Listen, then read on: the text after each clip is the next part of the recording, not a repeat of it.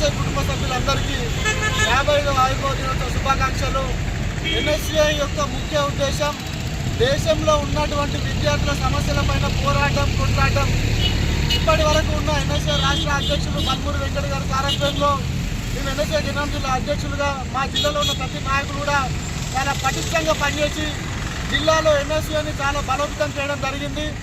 ఈరోజు అదేవిధంగా ఆ పటిష్టం చేసిన విధి విధానంలో భాగంగా హైకమాండ్ దాంతోపాటు మా భువనగిరి పార్లమెంట్ సభ్యులు, మా నాయకులు, జిల్లా నాయకులు అందరూ గుర్తించి నాకు ఆర్టీఏ మెంబర్గా ఇవ్వడం జరిగింది. దానికి అందరికీ కృతజ్ఞతలు తెలుపుకుంటున్నా. దాంతోపాటు మరీ ముఖ్యంగా ఇక పైన జరిగే ప్రతి కార్యక్రమాలు విద్యార్థులకు వచ్చే ఏ సమస్యలు సరే మా ఆధ్వర్యంలో మనసులోకి తీసుకొచ్చి వారి సమస్యలను పరిష్కరించాల్సిన విద్యార్థులకు విజ్ఞప్తి చేస్తున్నాము. ఎందుకంటే గత ప్రభుత్వం లాగా ఈ ప్రజాపాలన ప్రభుత్వం కాదు.